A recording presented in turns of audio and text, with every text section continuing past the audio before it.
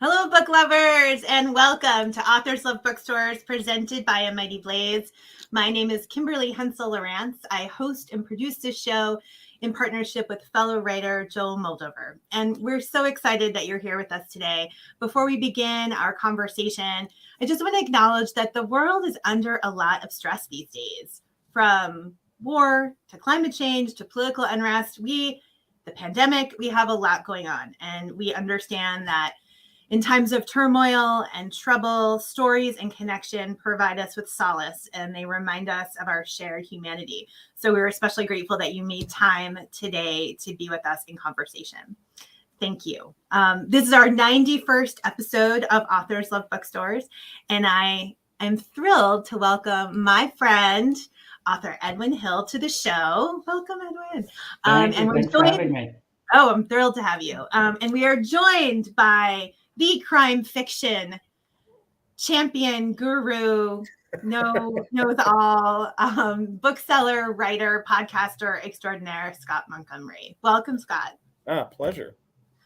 So we have a bunch of questions and a great conversation ahead of us. But first, let me tell you a little bit about EDWIN and Scott before we dive into that. So EDWIN Hill is the Edgar and Agatha Award nominated author of 3 novels in the Hester Thursby series, Little Comfort, The Missing Ones, and Watcher. His latest novel, which came out yesterday, is the standalone thriller, The Secrets We Share. This book is so good.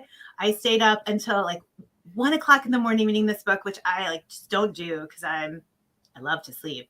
But this book is so good. I had to know what happened next. And I really enjoyed it. And I hope all of you will love it too. EDWIN earned his MFA from Emerson College and served as the vice president and editorial director for Bedford St. Martin's, a division of Macmillan Learning, for many years before turning to writing full time. Scott Montgomery is a bookseller at BookPeople in Austin, Texas. He previously worked at the acclaimed and influential The Mystery Bookstore in Los Angeles. In addition to bookselling, Scott is a writer, a podcaster, a speaker, and as I mentioned, a well-known authority in the crime fiction world. And just finished co-editing a anthology that's coming out at the end of the year. So there you go. Yet another thing. And the wearer of most excellent hats, I should say. And BookPeople is a leading independent bookstore since 1970. It's located in the heart of downtown Austin. It's been voted the best bookstore in Austin for over 20 years and was voted the bookstore of the year by Publishers Weekly in 2005. Okay, enough with the introductions. Welcome to you both. Now tell us, you said right before we went live that you had a great story about how you two met. So tell us, first time you met, how you know one another. Want me to start, Scott? I'm curious what your version is. Oh, sure. Well, we can have a he said on this one. So when I was working for Macmillan, I traveled a lot. I went all over the country going to different college campuses. And so when my first book, which is called Little Comfort, was gearing up to publish, whenever I traveled anywhere, I would figure out what the local bookstore was, and I would write the manager and just say, I was in town. Can I come by and say hello? And we actually had a satellite or I don't know if they'd want to be called a satellite office, but we had an office in Austin for Macmillan Learning as well. And so I was in Austin, and I just kind of randomly decided to write to BookPeople. And I'm sure I sent a very awkward email to Scott and just said, I'm in town. I'd love to come by and visit. And I am always grateful for this. He got back to me right away. Not all bookstore managers get back to you right away, but Scott got back to me right away, and he said, come on by. And I went on by, and then we organized a reading for a few months from there. And I know that there were some other things happening behind the scenes, but I'll let Scott tell you that part. Yes, and I now I'd like to say we would probably have had EDWIN anyway, because we had heard such good buzz on the book, but it just happened that one of our local authors, Scott Van Doviak, had his book out, Charles Gate Confidential, which was set in Boston, which so it was Little Comfort. So when I was putting these things together, I'm trying to find, particularly if it's new authors, because unless they've just had some huge push from their publisher, you usually don't get a huge crowd for a debut author that's that doesn't live in the city. So I thought, oh great, we can have a theme and kind of discuss Boston and crime fiction. And so and I think that was the thing. I'd like to say I'm pretty good at responding to email, but when I noticed like, oh, I've got a Boston author, I can put him with Scott in his book, then I think that was one reason I kind of rushed to make sure we could get you for a date that we could put you all in. It was such a nice experience too, because Scott, so the author's name is Scott Von Dobiak, and he wrote this great book. It's called Charles Gate Confidential. Anyone who's from the Boston area, there's a building in the Back Bay called the Charles Gate, and it has a very storied history. Now it's condos, but for a long time it was a hotel. And he wrote this book that was set there. It's actually set in 3 different time periods. One is current, one is in the 80s, and one is in the 20s, if I remember correctly, and it centers around the paintings that were stolen from the Gardner Museum. It's a fictional account of that, but it's just a great book, and he and I have become terrific friends since then. So it was just everything kind of worked out really nicely for that trip. Oh, terrific! That's a perennial topic for Bostonians. The Gardner heist. Oh, absolutely. Well, it hasn't been solved yet, so it's fun to solve it fictionally. And I think that's one reason. It seems recently that has been one of the most mined true crimes for crime fiction lately. I know I've read at least 4 books in the last 5 years that somehow have dealt with or connected with the Gardner heist. Oh, really? Yeah. And did they all solve them differently? Yes. In fact, Ace Atkins used it for one of his. Because he took over Spencer from Robert B. Parker, so he had Spencer solve it, and we're trying to think who else. There were 2 others I know. I remember that it was based on the Gardner heist, because I think recently it had did it have like a 30th or 25th anniversary of when it had happened, something like that. Yeah. And so I think it was kind of in the public, spectrum. So I think a lot of authors hooked onto that and said, okay, here's what we'll use next time. So. Does that happen a lot in the genre of crime fiction, that people take a real event and use it as fodder for their writing, or is that sort of an unusual choice? No, I think it's pretty common. It was a horrible crime, but and it's something I was thinking about doing a piece on at some point. And forgive me, I can't remember. In fact, I don't think we've ever known what their real names are, but the crime that happened in England in the late 90s with the 2 12-year-old boys that murdered a 6-year-old boy.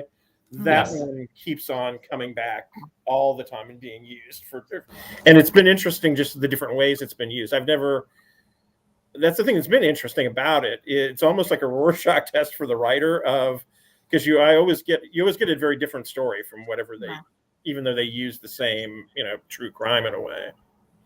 Yeah. So the question that I had for you, Scott, and Edwin, for you as well, as someone who does not read a lot of crime fiction, can you break down for us what is crime fiction? What's a mystery? What's a thriller? What's a suspense? How do you classify books into those genres? Are there particular tropes that they have to follow to fall into one versus the other? And how does that affect the reader's view of the book? Do you find that people gravitate to one toward the other? Either of you can jump in. I'm going to give that to you, Scott. And I'll try to make it quick and as much of in a nutshell, because believe it or not, this is something I can go on for 24 hours. You'll get into more minutia with me on this than you would ever want to. So if you want to know more and make me go further, tell me. But to me, unless you're booksellers, we tend to all put it under the thing of mystery. Mm-hmm. All of us that are kind of, for lack of a better term, aficionados, it's crime fiction, because mystery has a thing to where there is a somewhat of a puzzle to be solved, something to be worked out. Crime fiction, you don't necessarily need that fair play in it. It doesn't necessarily have to be a mystery that needs to be solved. The 2 big then under that would be mystery and thriller. And once again, this is there's overlap on this, and I'm saying this in broad strokes, but the best way it was ever described to me at one time was, with a mystery, you start out with a crime scene. There's a body. Uh-huh. and you have to find out who killed that body, or who killed that person, more or less, or who stole these jewels, or who stole these paintings. We're talking about the Gardner Museum. With a thriller, you're basically the hero is trying to prevent a crime scene or the next crime scene from happening. So kind of where, like, when you get something like Red Dragon or The Silence of the Lambs, you're trying to prevent the next murder that's going to happen. Okay. Or the terrorist bombing the next building, or uncovering the plot before it actually goes into motion. Yeah, and like a novel like Day of the Jackal, you'll often know who the antagonist is. The hero and the antagonist in a thriller will often work side by side, sort of as they charge toward that finale. So it sounds like there could be a lot of overlap. Oh, yes, in the genre. And then, do you have readers who say, "Oh, I don't read thrillers; I only read mysteries"? And then or it's like I like cozies, which is kind of the lighter side of the genre. I get a lot of I don't like something violent, which for Edwin can tell you that's difficult for me to pin down with my tastes. But luckily, Edwin's a good. I think that's one reason I like Edwin as a writer. He's a writer I like, but is it that bloody? So I can he's a bookseller I can always go to and feel confident that I've steered the customer in a good way. So. And so, Edwin, your books you would say are thrillers. This is more of a mystery. This is like a domestic suspense mystery. I mean, I would say this is an interesting book. So this book has aspects of a domestic suspense, which is basically like drama between houses. So think of it as like the Romeo and Juliet of mystery novels. But it also has a lot of procedure in it, police procedure. So there's actual investigation in it. There are two detectives. There are two Boston detectives and a state detective in it, and they go through the actual procedure of investigating crimes. And I did consult with police officers as I was writing it. So, I tried to make it as authentic as possible. So anyway, so this book definitely straddles a few things, but there is a thriller aspect to it as well. But there's also something that has to be solved. So I think we're getting at the answer to your question. Yes, books will sort of straddle in between mystery and thriller. Well, you've pretty much always done it that way, of kind of taken two or three subgenres and crossed them together in your books. Yep, I like to mash up genres. I also like to write, I like to experiment with the existing genres that are there and see if I can, play with them a little bit and make them different. Do you two remember the first book that you ever read in the genre of thriller, mystery, suspense? The one that made you think, like, oh, I love this. Like, this is what I want to do. Yeah, I do. My first, when I was young, my parents used to take us on these month-long family camping trips. We would drive across the country in a yellow Bronco, and I very much distinctly remember stopping at a gas station back when you could still buy trade or mass market paperbacks at gas stations, and they bought a copy of The Seven Dials Mystery by Agatha Christie. That's one of her very early novels. It's maybe her fourth or fifth novel. So it's set in the early 1920s. It's set in a manor house. There's a character named Bundle. I mean, it's just sort of like everything that you want in one of those early Agatha Christie novels. And I was just like amazed by the puzzle of the story, and like was blown away by the end when everything was revealed. And I do remember reading that. We're on our way to Mount Rushmore, and of course I didn't look at anything except for the book. I remember reading that book and finishing it and thinking to myself, this is exactly what I want to do with the rest of my life. I loved everything about it. And I put it aside, and it only took me about 35 years to teach myself how to do it. Scott, what about you? Do you remember? I have to kind of throw two in there, and I don't know if this is exact, but as far as I know, the book that I always think that, I know I'd read other mysteries and other detective novels. The one that really stuck with me, and I know it was the first time I think I made a point to follow the writer, and that also led me into other writers in the genre, was Max Allan Collins' book True Detective, which was the first in his Nate Heller series. And if you're a fan of historical crime fiction, particularly of the last century. It's fantastic because they're basically the thing with Nate is he's a private detective out of Chicago, at least initially, and he gets hooked up with all of the true historical crimes that have basically happened from 1930s to, I think he said he's going to go to Watergate at one point. And he knows he's a friend of Elliot Ness in the beginning. His office is above the speakeasy run by Barney. I forgot his last name, who was a real boxer who did run a speakeasy. We found out. And it also is just that it's marrying the historical with that very traditional fedora and a 45 and a trench coat, private eye that I just have fallen in love with. And that kind of got me into that genre very much.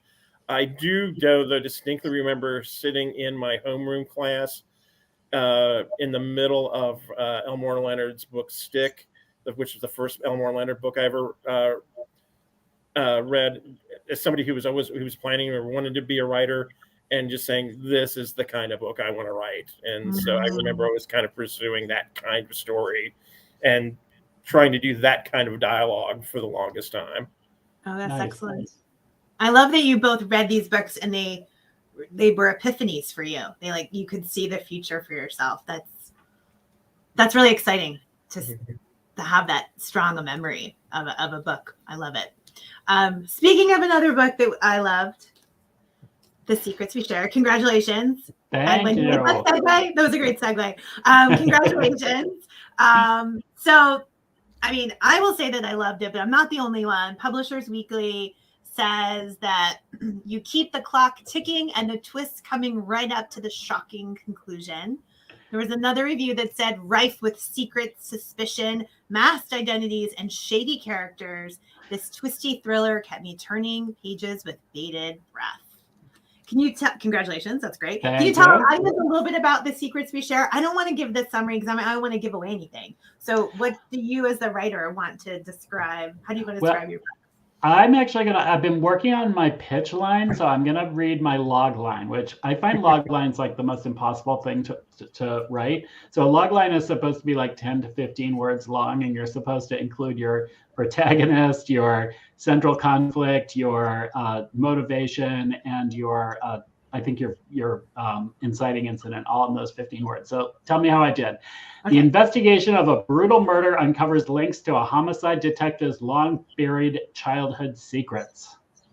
Ooh. But I'll tell you a little bit more about it. This is a book about two sisters who have had something happen in their childhood. Their father was brutally murdered in the woods behind their house, and they both sort of believe that they know what happened to him, and they've carried the secret of what they believe happened to him into their adult lives, and they sort of transformed that private secret of their own into how they sort of lead their lives. So the two sisters, one is named Natalie Gabino, and she's a Boston police detective, and she's very straight-laced, she's very uptight, she's very good at her job, but she also she has a big drinking problem that she brings to work a lot of the time. So she hasn't really advanced in her career, though her boss knows very well that she's very good at her job. Her sister, on the other hand, is someone who wants she's highly successful.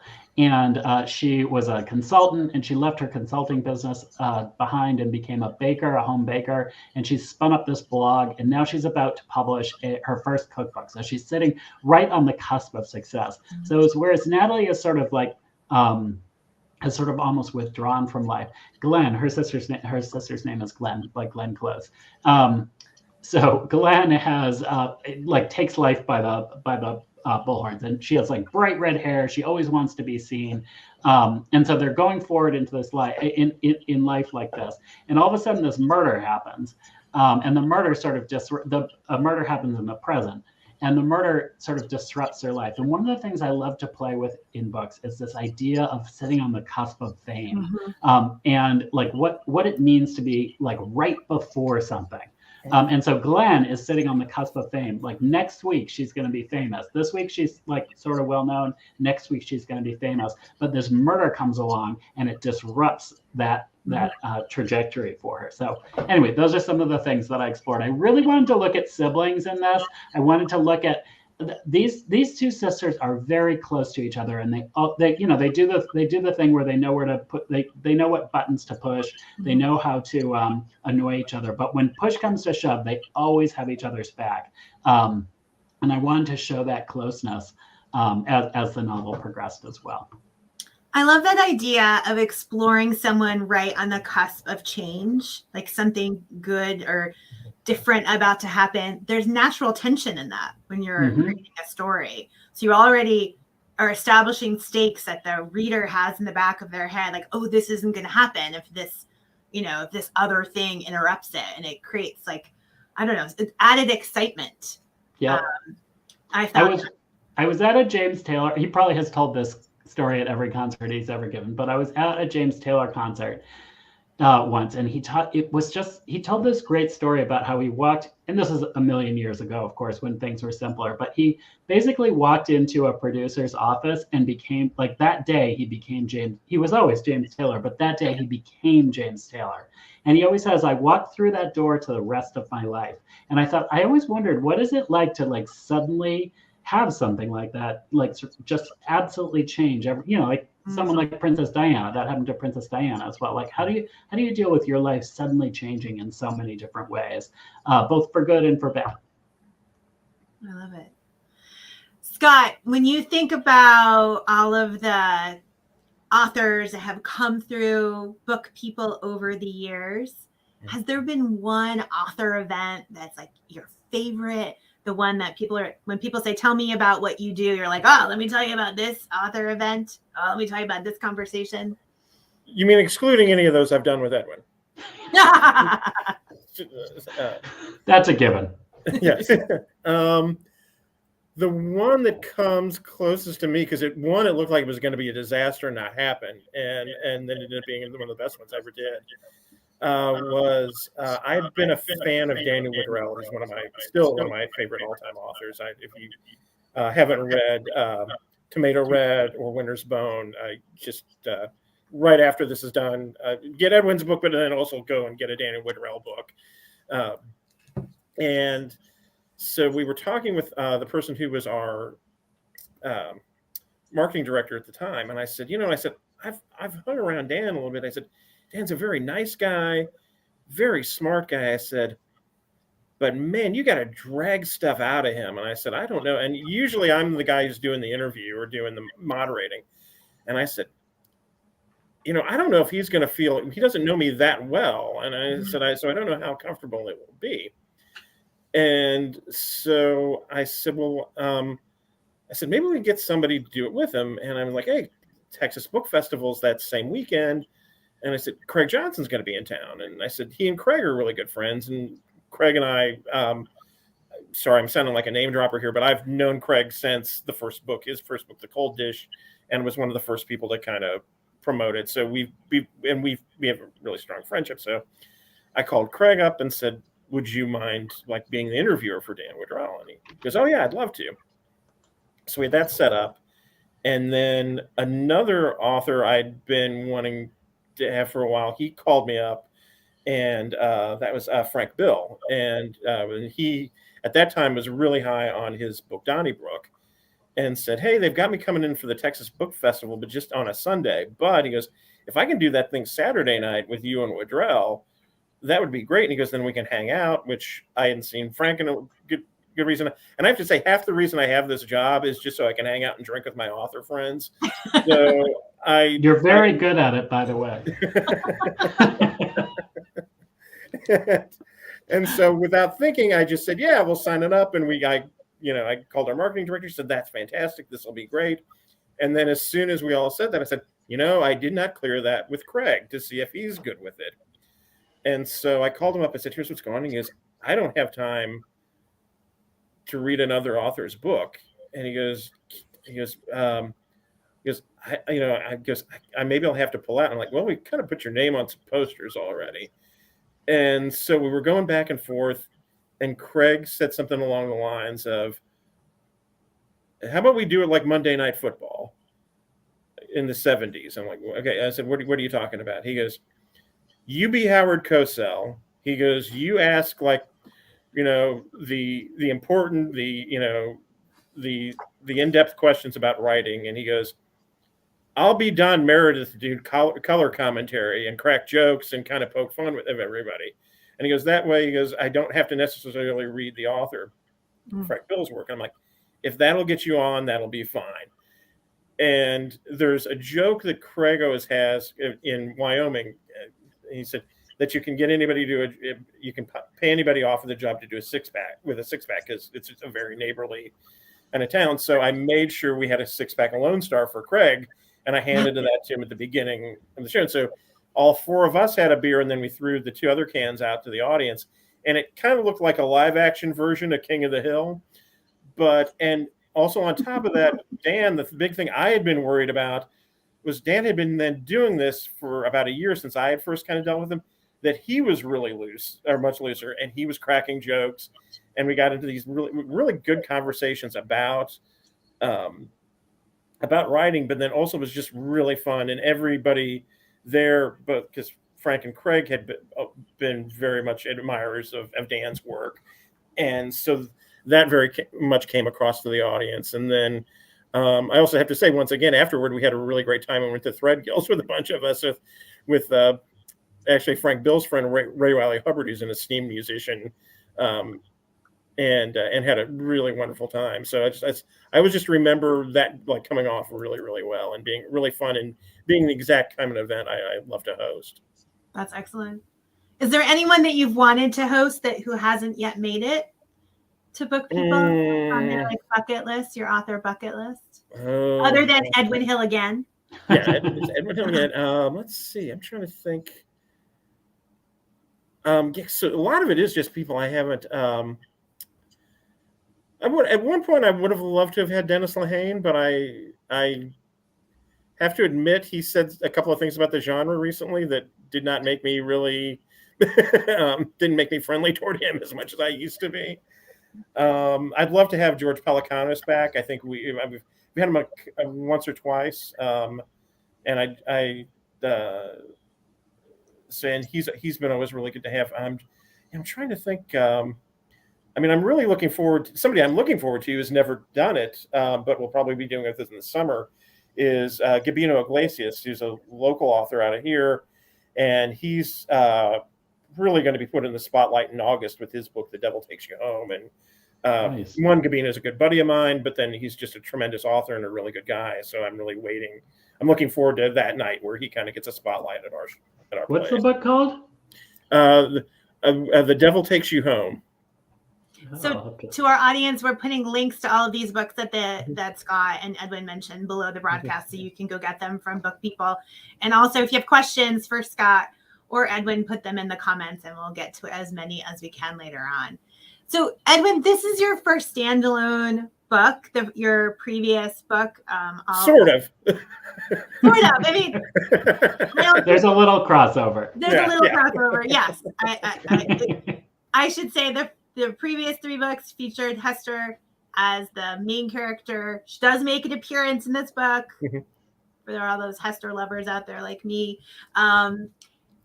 What made you want to write a book where Hester was not center stage? Did she need a vacation? Did you need a vacation from her? Like, sort of, how does that, when you've created a character like that and you've seen him or her or them through a couple of books, what's the decision to shift? How does that come about? Sure. A couple things. I mean, one, it was just time to try something new. I'd written 3 books in the Hester Thursby series, and I wanted to try a slightly different genre, and I wanted to try new characters. Another thing, like someone gave me this advice. I don't know who it was, but someone told me when you write a series, try and write in books of 3, and have a character and a story arc that goes over the 3 books. So the 3rd book in the Hester Thursby series is called Watcher, and I wound up some really important storylines there, and it just seemed like a good time to take a break from those books and try something else. One of the benefits of working on a series is you get to stay with the same characters. You get to see where they're going. You get to hang out for a really long time. And it's also the drawback of a series because you have to hang out with those characters all the time. And you always have to make sure that those characters are front and center in the novel. I wasn't planning on having Hester Thursby in this novel, but then she sort of busted her way into it. And I really liked, I'm not giving anything away. Hester Thursby is a librarian.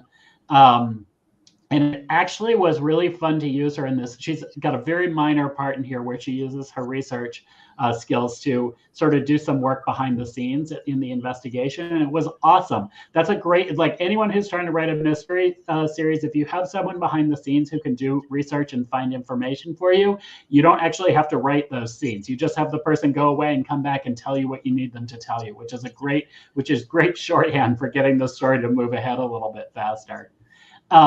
But I really loved writing the standalone also because I could put in, like, I could work with the characters. I could make good people seem bad. I could make bad people seem good.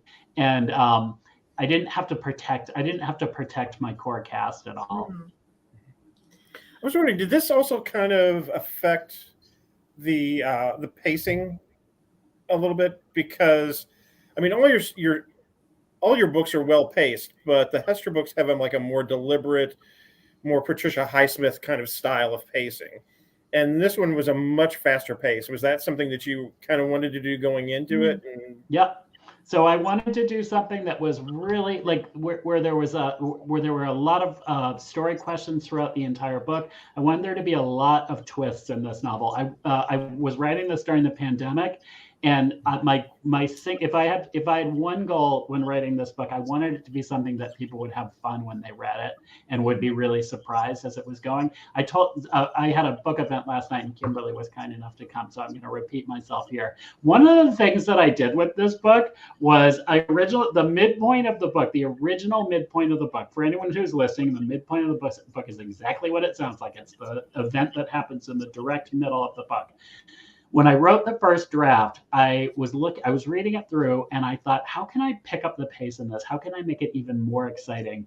And the thing that I did is I took the midpoint and I moved it to what's called the first plot point, which happens about a quarter of the way through the book. And so I took the entire first half of the book and I compressed it down to a quarter of the book. And I think that for me, that helped sort of get to some of the surprises a little bit faster. And I hope people enjoy that part of the reading experience. I love that explanation of pacing. I think that's really interesting for readers. We have a lot of readers, obviously, as well as writers who watch Mighty Blazes programs. But I don't know that you always, as you're reading, you just know that you love a story, right? As a reader, you don't think about what the author does to create that tension and that pacing. So that's a really helpful explanation. I appreciate that. Oh, thanks. So Scott, I've been struck by the fact that you've talked to so many writers over the years, and you yourself are a writer. I'm wondering what you have learned, like what you would say, speaking to all of these writers, what's been the biggest lesson for you as a writer, as a bookseller, as someone who champions other writers? It's strange because I know there's a lot I've learned osmosis wise. Now I had Craig Johnson help me out with the short story that's going to be in this Austin Noir anthology that's coming out that I learned something really from, which was just kind of, I was wanting to do, so I'm trying to not give away too much with the story in case anybody ends up reading it. But I wanted to tell a story that in the beginning you think is very funny, and because of this character's fear of something, and then you learn at the end about this character's fear, and becomes like a much more serious story. Mm-hmm. And Craig had read it and said, he goes, "Look, I can only go and really give you good detailed stuff about this if you rewrite this and change why we know why he's afraid of bats before all the other stuff happens in the book." And I'm like, well, that isn't quite what I designed it to be. But and that's the one thing I think I've learned more than anything, mainly through writing, but just like, try it, because even if it doesn't work, you learn stuff and you pick up stuff that you can apply to that story later on. And when I did it, I was like, oh, this works a lot better. And I was telling an actor friend of mine and then another writer friend of mine, I said, it kind of made me learn that I was thinking about what I wanted the writer to experience, but what I really needed to do, at least in that situation, was I needed to make sure the character experienced what he needed to before it happened. And so that was something I would keep in mind. I have to say, a lot of it is, for me, of just the authors that have impressed me, is just how to behave more than anything, because that's what I generally deal with. I mentioned Craig a lot, and Edward is definitely in this field as well. He's somebody who's very gracious to his fans. I mean, we will sit there and, even if the line is 100 people with somebody like Craig Johnson, we'll be there for an hour to 2 hours, because he makes a point to not just sign the book and hand it over to them. He'll have a conversation with an individual person if they want to have a conversation with them. Most of the authors I deal with, I cannot think of any time they've ever turned me down if I've asked them to do a quick interview or I need, do something special. So that's really what I always take home is like, just from everybody that I've learned, is try to how to act classy more than anything. Well, you're right to point that out, because that's what readers remember, right? They love a book, but then the chance to meet the author and have an interaction, and if it's negative, that sort of turns them off from the writer forever. So having that sort of that memory they can take along with the book, and you'll tell everyone. Like, I will tell everyone by the time I fangirled all over Madeline Miller. It was embarrassing, but I was so excited to meet her. Like, we all do that, right? We get really excited. So I think that's a really important point. Edwin, so I read all of your books, and one of the things I really love about your writing is how successfully you establish a sense of place in your stories.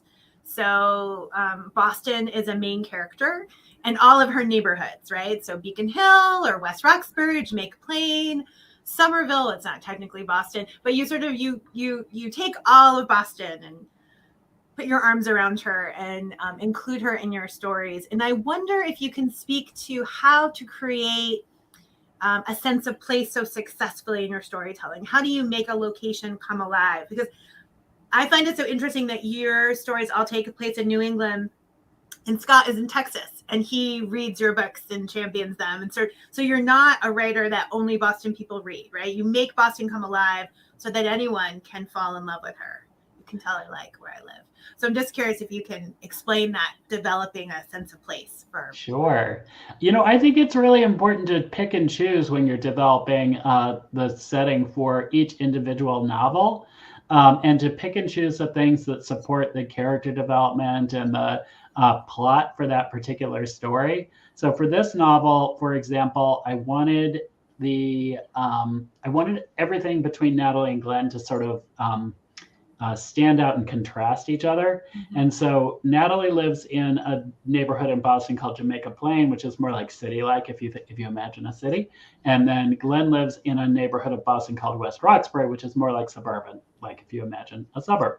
And Glenn lives in a very big, grand house with beautiful elm trees and surrounded by a wrought iron fence. It's just very grand and beautiful. Whereas Natalie lives in this tiny little, like, dollhouse almost. It's like a bungalow that looks like a little miniature Victorian house. And I wanted that to contrast, like you would think now, like at one point one character even says to Natalie, I thought you'd live in a condo, because with Natalie, you'd think she'd live in a condo with like in a brick building with no personality at all. And she lives in this weird dollhouse. And so I picked those very, very specifically to help highlight who those characters were, and even then contrast the character who lived in the house.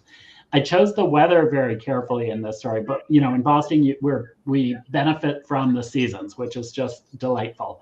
And so I set this in the week before, right before Thanksgiving, which is when you live in Massachusetts, the time has just changed.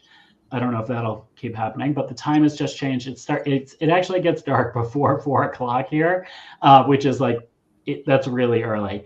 And all of a sudden the world just starts to slow down, and it's like right before, you kind of start having the fun of the holidays. So I chose that very specifically. All the leaves are off the tree, that kind of thing. A couple other things. I set the novel in West Roxbury because I wanted easy access to more rural areas. And actually, that's one of the benefits of Boston, period. You can go from urban to rural, actually from going one town to the next town. Mm-hmm. So Glenn lives in West Roxbury, but if she drives to the very next town, I made up the town, but it's based on a town called Dedham. And Dedham has, has actual rural areas right there, right next to Boston. So I was able to use that as well. Those were three of the big decisions that I made with this book. Excellent. So I just took a look at the clock and I realized I'm so interested in talking to the two of you. I've lost track of time. So I want to ask you one question I know our audience always wants to hear is, what are you reading? So obviously we want everyone to read The Secrets We Share, and we'll put the link below to pick up a copy from Book People. But Scott, Edwin, what's on your to read pile, either now or coming up later this year, that you'd like our readers to check out? I can tell you a couple. I've read so many good books lately. And I'm going to stick to crime fiction, but one book that I really want to read, and some of these I have covers for and others I don't, so forgive me for the ones I don't. But one book I just read that is so good is called 9 Lives. It's by Peter Swanson. He's also a Boston author. He also does New England really well.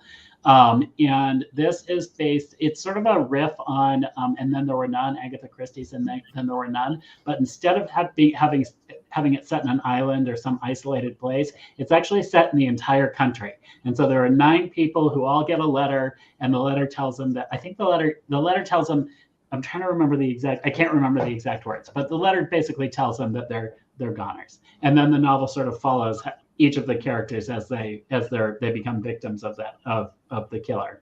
I also just read a really great book. I just finished this today. It's by Hannah Mary McKinnon. It's called Never Coming Home, and it's just like pure fun. I mean, if you're looking for something that is pure fun and a little, speaking of Patricia Highsmith, a little Highsmithian, this is one of those books where you're like, how is this ever going to work out? And then you get to the end, and like every single piece fits together, and you're like, oh, that is one diabolical mind. So that's Hannah Mary McKinnon, Never Coming Home.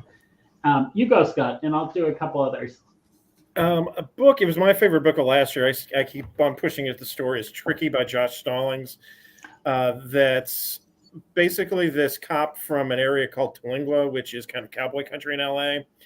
And he catches a homicide with where the main suspect is a former gangbanger who is mentally challenged because he got jumped by a rival gang, basically, and they just knocked him around too much. But some of the other police think he's faking it. And so it's him trying to figure out, is this guy guilty or is he not? Is he innocent, and what is innocent? Because he was really horrible before this happened, even though he's kind of a sweet kid now. And and Josh doesn't mind me saying this because he even puts it out. Josh has a son who's mentally challenged. So the way that character is written is just really well put together. It's a really great look at LA. It's one of those books that fires on all cylinders. I've been a fan of his for the longest time. This is kind of he's been kind of slugging it out in the self-published world. This is his first published book by a publisher off of Agora Press, which is a really great little press. And so I'm really been happy to push that book. I'm in the middle of a book I really love. It's a sequel to one of my favorite novels last year that was called The Northern Heist. This is called, if you can buy this premise, it's actually really fun. It's called Goring's Gold. It is the second book with Rukshan Ora, who is a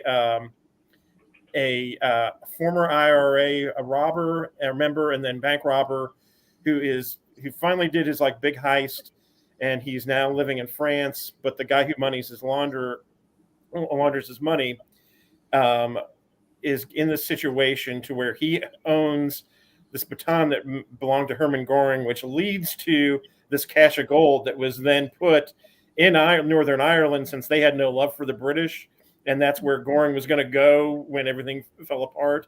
And so it's him kind of dealing with these skinheads and these neo-Nazis and the IRA, who still want him for the money that he did not share with the last robbery. And something a little bit about that you need to know about the author.